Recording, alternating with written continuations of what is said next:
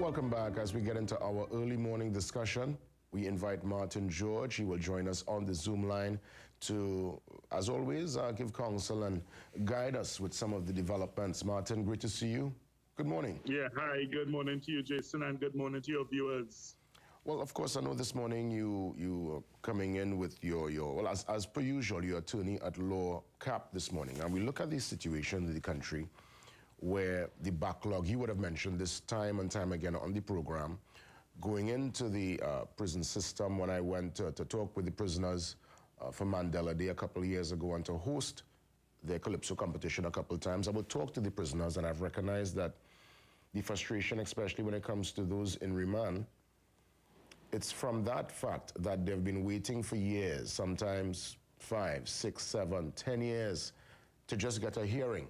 It's over 15,000 cases in the system. It's a backlog. And Friday, the debate started there in the House to try to amend and fix this particular situation. Do you see this bringing any kind of ease anytime soon? Could this trial by judge alone truly help this dire circumstance? Well, the thing is, Jason, I mean, we already have it as part of our judicial landscape where it's optional.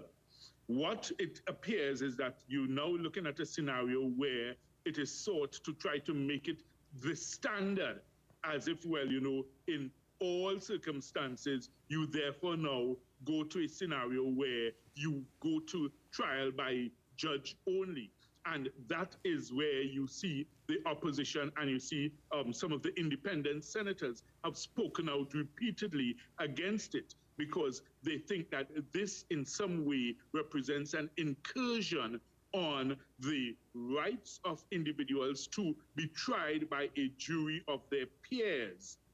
And that is not something that you take lightly in terms of seeking to remove it or have it, off the table. Because if you look at what has happened in Australia, Australia has been experimenting a lot with this idea of the judge-alone trials. And the results have shown that, first of all, less than 10% of persons opt for it. And the results also show that in terms of the results, the verdicts in the judge-alone trials, there's a much higher rate of conviction, a disproportionately higher rate of conviction as opposed to the jury trials. So therefore, someone who is before the court on a matter may feel that, look, if you take away my right entirely to a jury trial, then basically I am now running a greater risk of a conviction. And this is just based upon, as I say, I'm using the statistical evidence from Australia, which has been experimenting with this judge-alone trial system. So you have to consider that. Of course, on the other hand, I know the argument put forth by the state is that, look, it will save time, it will save cost, and, you know, it will help to speed up the judicial system.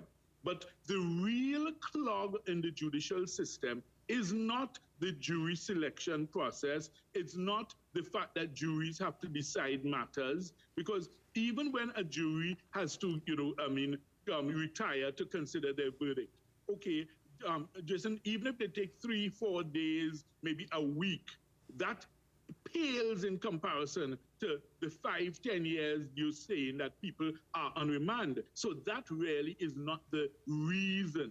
And a jury selection process in Trinidad and Tobago, usually, in the criminal courts, that is concluded within a day or two maximum. We don't have the long interrogations that you see in other systems, like, for instance, in the US, where they question each of the jury members, almost like cross-examining them. We don't have that. So therefore, I'm not sure in terms of speeding up the system if it is going to really make that difference. And in other words, you end up maybe trying to sacrifice, the rights of persons in that regard on the altar of expedience, trying to say, well, look, we're trying to get a faster process here. Well, Martin, the system clearly is broken. It leaves so much to be desired. And I go back to the statement made by the Honorable Ralph Gonsalves, Prime Minister of St. Vincent, at the recently concluded crime symposium at Hyatt. And he made such an important point. He mentioned that he believes delay is being used as a defense mechanism. The fact that some of these cases are taking so long, not only here in Trinidad, but clearly it's something that's happening also in other parts of the region, where cases are taken long before they are heard in the court of law. And because of that, people's memory might get a bit cloudy. There are those who might migrate, people who will pass away. Key evidence is now being lost. And sometimes when the perpetrator or the person held is before the court, they are now just given time served and the case is dismissed. Sometimes I wonder if the situation we are in is by design. Well, the thing is, I mean, we have to understand that delay is a two-way street, you know? So, I mean, while you may have scenarios where defense attorneys may sometimes ask for adjournments and, you know, they may file applications, and that will, of course, delay a matter. We also have to remember, in many cases, the prosecution in Trinidad and Tobago is very often not ready. And you heard the lament of the DPP recently, Mr. Gaspard, where he, you know, complained that he's so understaffed and under-resourced and that he's not able to man all the courts properly due to the lack of staff and resources. So the thing is, the reality is that if one were to really do the statistics, I'm not sure that it would necessarily be skewed so heavily to show that defense attorneys are the ones who, you know, cause the delays through the adjournments. Because you have to consider also, Jason, if it is that a person has a legitimate right to be able to file an application, say, for instance, to the High Court or the Court of Appeal by way of reviewing a decision of a magistrate during the course of his matter, then the exercise of that right cannot be cast or, you know, put as a, you know, delaying tactic, because you are exercising your legitimate right. What we need to do, and as we have discussed previously, and I have, you know, made mention, is maybe you need to have, particularly for the high-profile matters where you will expect these types of applications, we need to have dedicated courts sitting to deal with such matters. So in other words, if it is that you set aside a magistrate and you say, okay, look, you sit in the, you know, where they had created the court in Chaguaramas, you know, so you say, well, look, you sit there and you deal with something like, say, for instance, the Piarco inquiry, and you deal with it from day to day to day. If it is that someone files an application, then you have a judge assigned immediately to hear it. You know, if it goes to the Court of Appeal convenes immediately to hear it. They deal with it, and one way or the other, the matter goes back to the court, either, you know, for dismissal or continuance, depending on the result. But we need to look at it from that perspective, Jason, more than to simply say, well, you know, it's a question of delay, because I think really and truly, if we were to do the hard and fast numbers, you would find the prosecution in many occasions, the party that is wanting and, you know, the party that is seeking the adjournment. And I mean, you would know because you're in the system, and I want to thank you for that clarification, because I know that statement would have come from the Prime Minister of St. Vincent, and I was like, wow, that's a sharp commentary there, and the space and in terms of the platform that he made the statement to was very profound. I want to go back now to the... Yes, and I want to just go back really quick to this judge-only trial scenario. How lengthy is it now? I know you mentioned sometimes it could go from a matter of hours to days to come to a judgment if it's a jury of our peers. But talk to me about the process of selecting said jury. I know there are many. Okay. Okay. There are many that if their name called, like there are many who try to pull themselves out of that. They don't want the headache, they don't want the stress, especially if it's a high-profile case. So I know there are many who might not actually mind not having to go and sit in a court and listen to these cases, you know. Right. Okay. Yeah. So let's deal with it. First of all, let's just clarify for the public the difference between the two. In a jury trial, it means that the judge remains the arbiter of the law. So the judge is the one who makes the final decisions on the law. He gives the jury guidance in relation to the law, and the jury have to accept his guidance as to the law and legal matters. The jury, however, remain the sole arbiters and they're the sole ones to determine the facts of the matter. So in other words, you use the law that the judge will guide you on, but you apply it to the facts that you find. So in other words, regardless of what the law says, if on the facts you find that the offense was not committed, then of course that's your decision as members of the jury. And we need to understand the importance of that. And you see, particularly for defense, criminal defense attorneys, the jury forms an important part of their arsenal, you know, because the point is they play to a jury, they make their addresses to the jury, and they are able to convince the jury on their points if it is that they are able to marshal the facts and the evidence in a way that suits the interests of their client. We all remember the greatest closing argument ever in history of law in terms of a criminal matter was what was given in the O.J. Simpson trial. You know, when Johnny Cochran, you know, I mean, the whole world was sitting agog listening to him, and the way he wove his arguments together and then brought it to a climax in that one seminal line that resonated with the jury when he said, if the gloves don't fit, acquit. You must acquit. Yeah.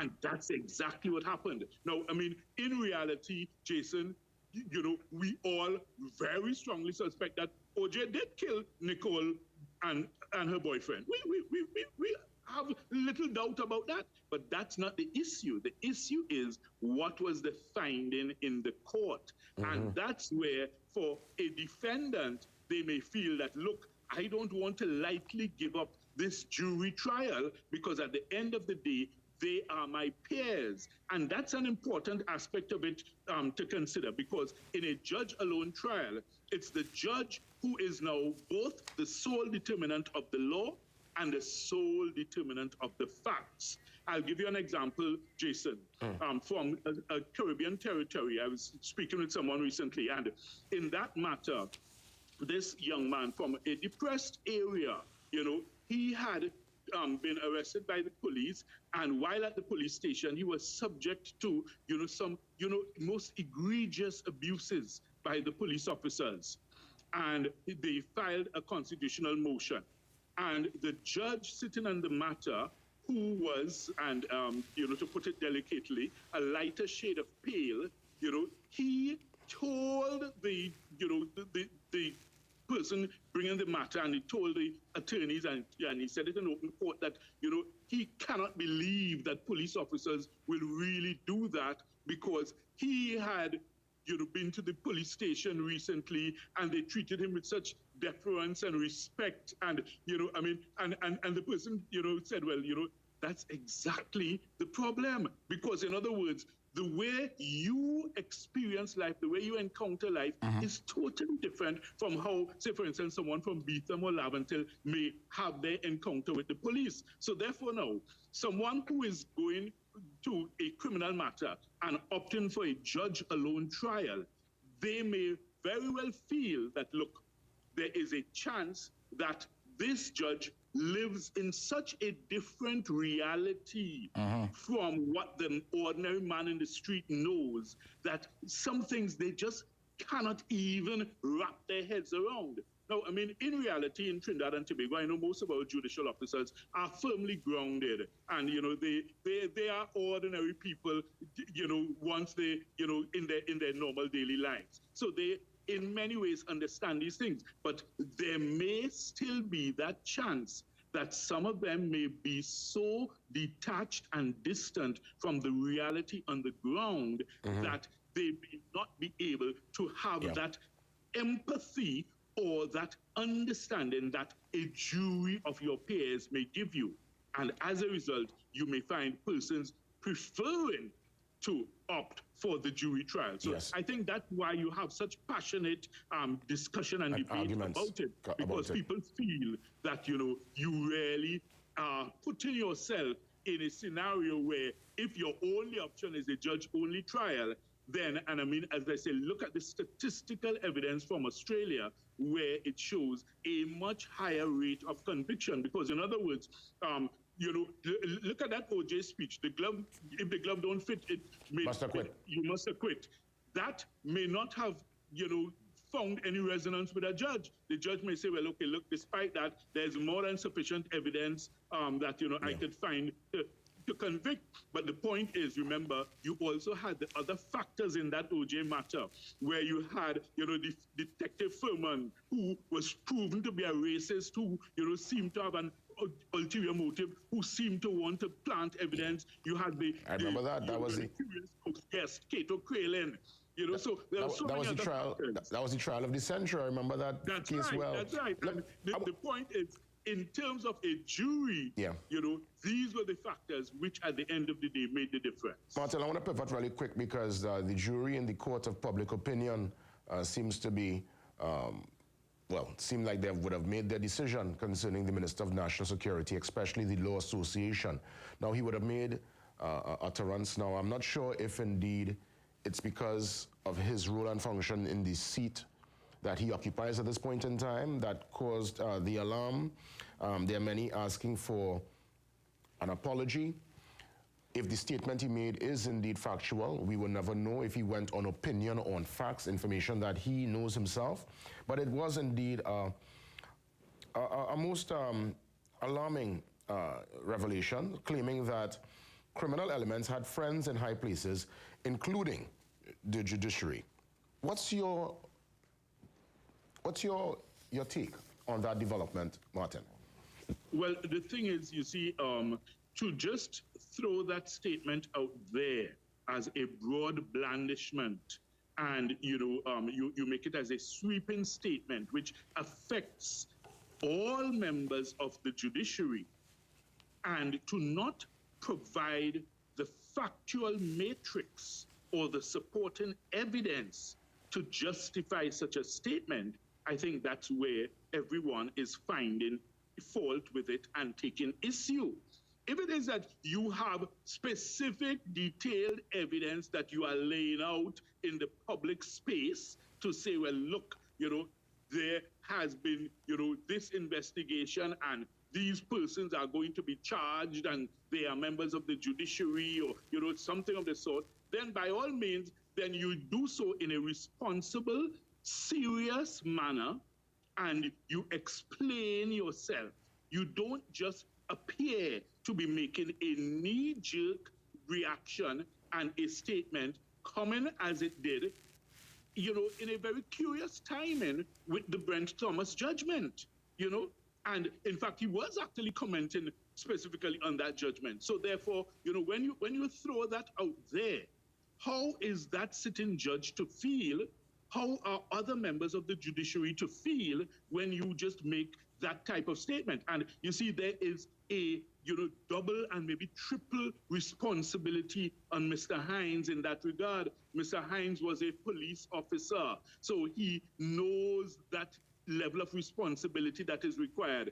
He's an attorney at law. He knows that he took an oath of office. He's an officer of the court. He's a politician. He's a member of parliament. He's a minister of government. So you are wearing several hats, and you have had enough experience and exposure to understand the import and impact of such a statement. And then you saw the Attorney General coming out to try to explain what Mr. Hines said and to say, well, he didn't really mean that. And, and it's so reminiscent, Jason, of, when President Trump was in office and he would make these most outrageous statements. Mm-hmm. And then you'll see the White House press secretary trotting out and other senior Republicans, coming out to try and explain it away to say, well, even though it may have seemed that way, what it really is.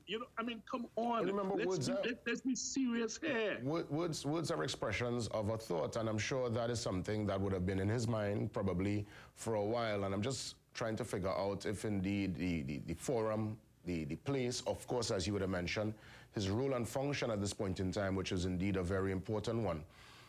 As we say in local parlance, local words, it was more or less out of timing. But I wonder if he knows something that we don't know. No, and he decided to say that intentionally to shake the cage. if you do, then you need to provide the evidence to support the statement. You don't just throw it out there, as gambage, as if you're in the Gael, and it's stick fighting, and you make a feint and a shake and no, this is serious business, and you're talking about the pillars of our society. So you do not do that willy-nilly and in an attempt as if, I was just making a bad joke. No, that's not a joke at all. It's not even in the least bit funny, and he must have known better and ought to have known better if it is that he did not or does not have the factual matrix, right? So, I mean, I'm still giving him the benefit of the doubt that if he does have that, then of course he has a duty to produce that evidence. Of course. But if he does not, and if he never did, then it does appear that the criticisms that persons are making from all quarters, it does appear that those criticisms are very well founded. As we said. Because you see, Jason, just in closing, I want to remind the public of the 1936 Privy Council decision of Ambad versus Attorney General, where it was stated by Lord Atkin that justice must not be seen as a cloistered virtue.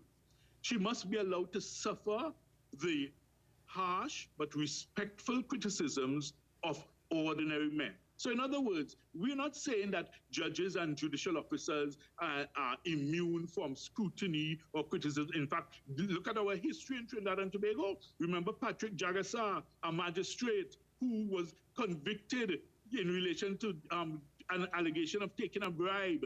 If you understand me, remember we had a former Chief Justice, Sat Sharma, who was charged and placed before the court on an allegation of conspiracy to pervert the course of justice. So the point is, no one is trying to say that judicial officers are immune from scrutiny. But if at all you are to do so, it must be done in a serious and respectful manner, and a manner that is underpinned by evidence and facts. You cannot be just casting these broad aspersions, and particularly in your role as Minister of National Security, because, as you say, based upon his vantage point, there may be some persons who think, well, maybe he really knows something, maybe he has some information. I was thinking, and my point is, if you do, then in a responsible manner, you come out and you present it, and you say, Martin, this is the reason why I made the statement. I want to get a comment on you before we wrap things up officially and get across to the 7 a.m. news update. The Commissioner of Police giving her rating as excellent, quote unquote.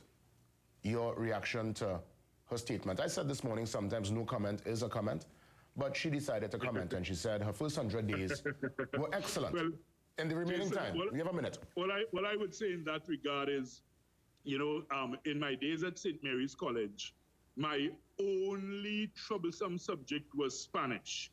I mean, I was good at the sciences, good at mathematics, good at the English language, good at everything else. Spanish was the only subject that I had so much difficulty wrapping my head around, this foreign language. And of course, it was exacerbated by a scenario where, for some strange reason, in Form 4, we had Spanish and French as 2 consecutive class periods with the same teacher. So at no point in time I knew which class I was in. It was all Greek to me. But my point is, if I had the Commissioner of Police grading me for my Spanish exam, I think I would have gotten a 1+++ in that exam rather than the 2 I got.